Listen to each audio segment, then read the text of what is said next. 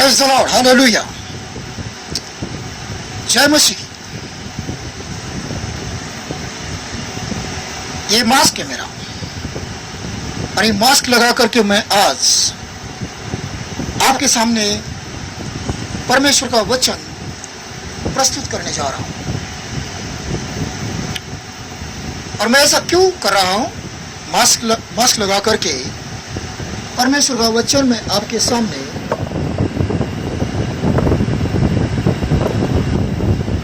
क्यों बांट रहा हूं? इसका क्या रीजन है?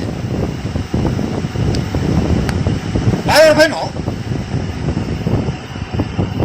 सबसे महत्वपूर्ण बात यह है कि आज हम सभी बहुत ही कठिन परिस्थिति में जीवन बिता रहे हैं। इसमें कोई शक नहीं कि हम सभी को कठिन परिस्थिति का सामना करना पड़ रहा है। यह कोरोना के संकट के समय में आज अन्य समाज के साथ ही विश्वासियों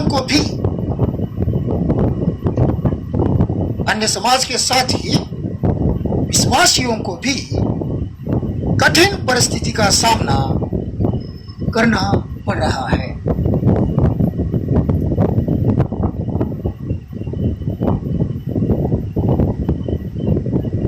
मेरे बेटी ने कोर्स लगाया है,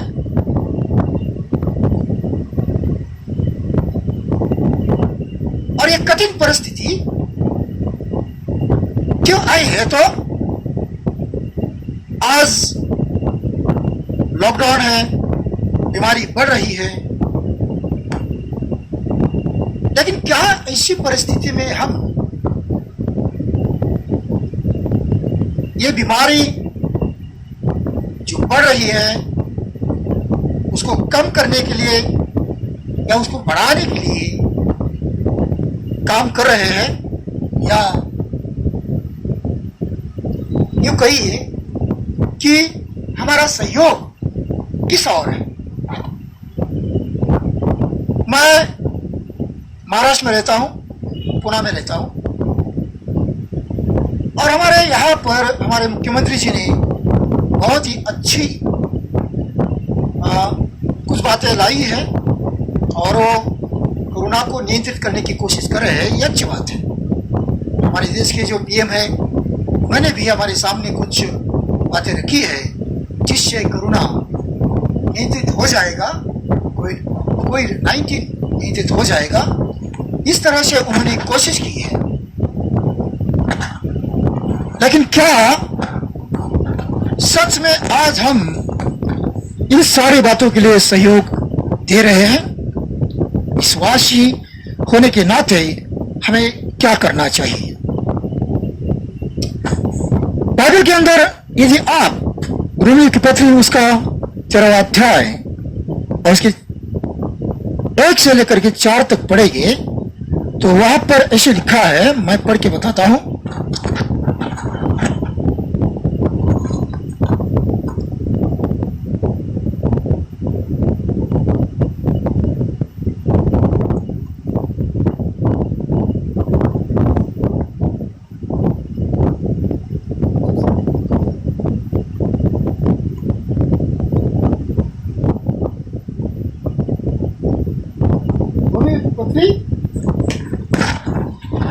रोमियो की पत्री उसका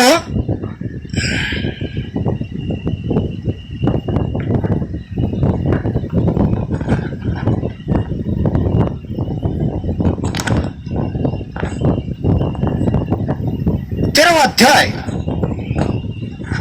और उसके कुछ वचन पढ़ेंगे।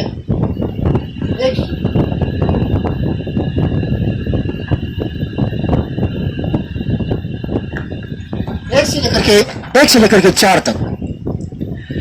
हर एक व्यक्ति शासकीय अधिकारियों के अधीन रहे,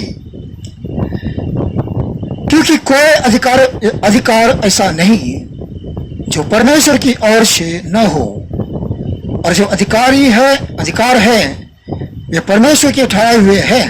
इसलिए जो कोई अधिकार का विरोध करता है वह परमेश्वर की विधि का सामना करता है और सामना करने वाले दंड पाएंगे, क्योंकि हाकिम अच्छे काम के नहीं परंतु बुरे काम के लिए डर का कारण है।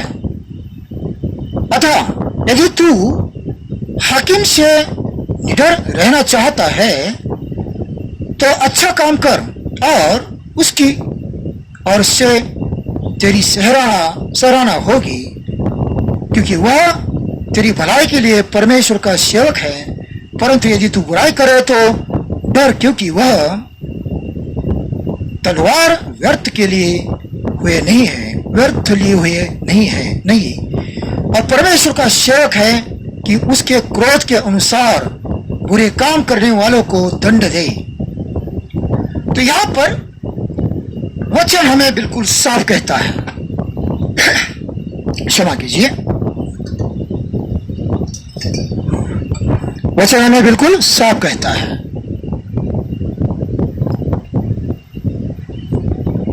कि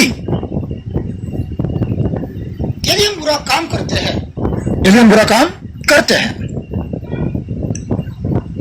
तो फिर हम दंड पाएंगे, क्योंकि जो हाकिम है वो परमेश्वर का सेवक है और वह ऐसे ही अपना अधिकार नहीं चलाएगा। उसके हाथ में जो भी हथियार हैं वह हथियार केवल दिखाने के लिए नहीं है, लेकिन जो बुरा काम करते हैं उन सबको परमेश्वर का क्रोध प्रकट करने के लिए वह हथियार धारण किए हुए रहता है। आज मैं देखता हूं और इसमें काफी विश्वासी भी होते हैं जो मास्क नहीं लगाते और भीड़ में जाते रहते हैं, जा भी जाएंगे, ध्यान नहीं रखते हैं, बीमारी से दूर रहने की कोशिश नहीं करते हैं। क्या इसी परिस्थिति में वह बीमारी हमारे पास में नहीं आएगी? यह हमारा विश्वास है। यदि हमारा यह विश्वास है तो हमारा यह विश्वास व्यर्थ है, क्योंकि हमें बीमारी से दूर यदि रहना है, बीमारी हमसे दूर रहे, यदि हमारा विश्वास है तो हमें बीमारी से दूर रहना चाहिए। यदि भीड़ में जाने की हमें इसे आवश्यकता पड़ती भी है तो हम पूरी तैयारी के साथ में जाए, घर में आने के बाद में क्वारंटाइन हो जाए, अपने आप को क्वारंटाइन करें, स्प्रे करें और इस तरह से अपने आप को उन सारे वायरस से मुक्त करें, प्रार्थना करें, बाइबल पढ़ें। यह उससे भी ज्यादा जरूरी है। जहां भी जाए यहां अपने आप को यीशु मसीह के खून के नीचे ढक ले, परमेश्वर की सुरक्षा में ले लें, यह उससे भी ज्यादा जरूरी है। आज दोपहर में एक हमारी बहन का फोन आया था। यह हमारी बहुत पुरानी बहन है, कई सालों से हमने उनके पास में प्रार्थना चलाई है और आज उन्होंने कहा कि वो एडमिट है, उसको कोरोना के सेंटर में एडमिट किया गया है और उनकी परिस्थिति बहुत ही खराब है। और तब मेरे जहन में, मेरे मन में यह विचार आया कि मैं एक छोटा सा वीडियो इस पर भी डाल दूं और इसी कारण मैं आज आपके सामने लेकर के आया हूं। तो हम उन सारे बातों को मान सकते हैं, गवर्नमेंट की उन सारी बातों को मान सकते हैं जिन बातों से हम पाप में नहीं पड़ते हैं। तो करुणा से दूर रहने के जितने भी कायदे कानून बनाए हैं वे सारे हमें मानने चाहिए, उनको हमें फॉलो करना चाहिए। मैंने उस बहन से पूछा कि आपको कोरोना कैसे हुआ? उसने कहा कि मैं दुकान में जाती हूँ, नीचे सब्जी की दुकान में जाती हूँ, किराना माल की दुकान में जाती हूँ और वहां से शायद कहीं से आया है। उनकी एज भी काफ़ी है, उनकी एज अभी करीबन 65 या 70 के करीब है। 65-70 के बीच में, और उन्हें शुगर भी है। हम प्रार्थना, और मैं यह विश्वास करता हूं कि वो ठीक होकर के घर पे आएगी और परमेश्वर ऐसा करेगा, उसमें कोई शक नहीं। लेकिन हम सभी को इस बात का ध्यान रखना चाहिए कि गवर्नमेंट ने जितने भी नियम, कायदे, कानून इस विषय में बनाए हैं, हमें उन्हें फॉलो करना चाहिए, उन्हें हमें फॉलो करना चाहिए। पौलुस हमें यह बताने की कोशिश कर रहा है कि हमें उन कायदों को मानना चाहिए, हमें अच्छा काम करना चाहिए। यदि हम अच्छा काम करते हैं तो हमें गवर्नमेंट से या उनके अधिकारियों से डरने की कोई जरूरत नहीं। आज कई लोग मास्क नहीं पहनते हैं, इन सारी बातों का ध्यान नहीं देते हैं, और फिर इन सारी बातों का ध्यान नहीं देने के कारण यदि कोई विश्वासी कोरोना से ग्रस्त हो जाता है, इन्फेक्टेड हो जाता है, तो फिर वह या तो गवर्नमेंट को दोष देता है, नहीं तो फिर परमेश्वर को कहता है कि प्रभु मैं तो तेरा बच्चा हूं, फिर भी तूने मुझे बीमार होने दिया, ऐसा क्यों होने दिया। लेकिन वो अपने आप को जांचता नहीं है कि उसने कौन कौन सी गलती की है। हम अपनी गलतियों को पहले जांचें और उनको माने, और मान करके पश्चाताप करें, परमेश्वर से क्षमा मांगे, तब जाकर के हम उस बीमारी से भी छुटकारा पा सकते हैं। लेकिन यदि हम कायदों को मानेंगे, कानून को मानेंगे, तो फिर वह बीमारी हमारे पास में आएगी ही नहीं। Praise the Lord. मैं यही चाहता हूं कि हर विश्वासी बीमारी से बच करके रहे। पत्रस क्या कहता है? पहला पत्रस उसका 2 अध्याय 13 से लेकर के आप 16 तक पढ़िए। पहला पत्रस उसका 2 अध्याय और उसका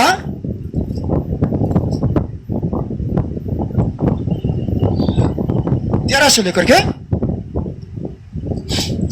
16 तक।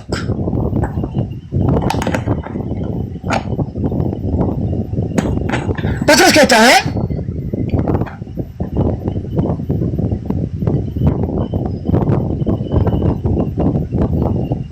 प्रभु के लिए मनुष्य के ठहराए हुए हर एक प्रबंध के अधीन रहो, राजा की, इसलिए कि वह सब पर प्रधान है, और हाकिमों के, क्योंकि वे कुकर्मियों को दंड देने और सुकर्मियों की प्रशंसा के लिए उसके भेजे हुए हैं।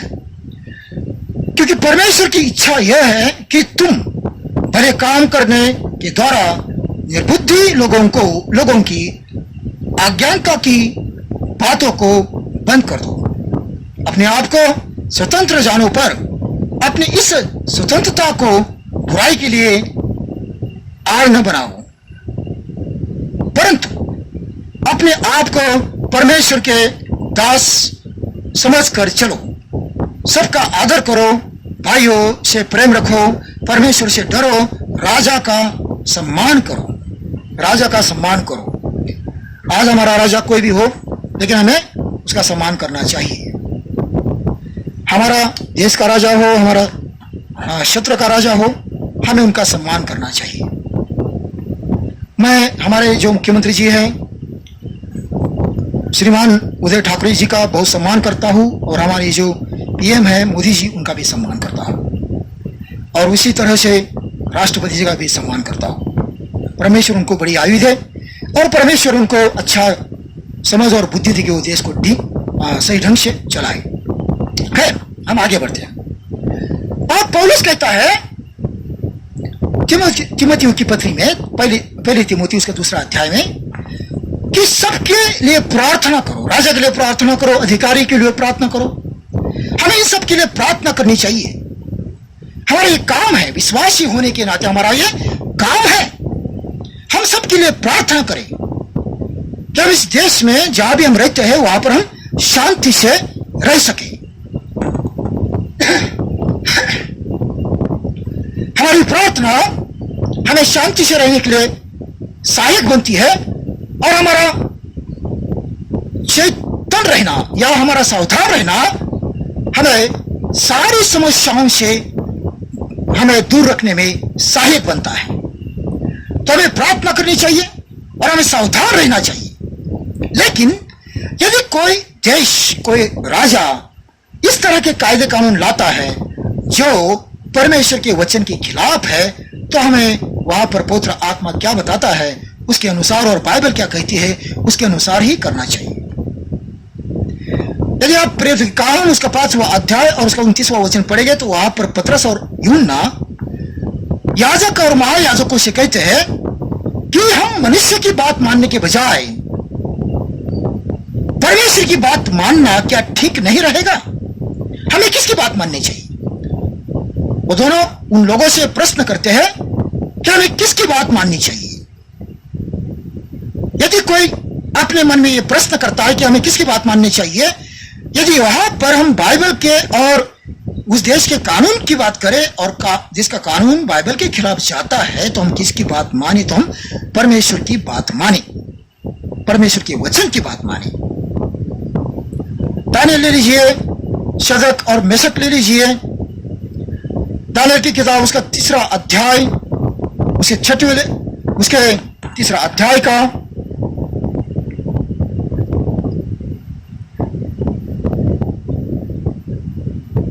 3रा अध्याय का 16 से लेकर के 18 पढ़िए।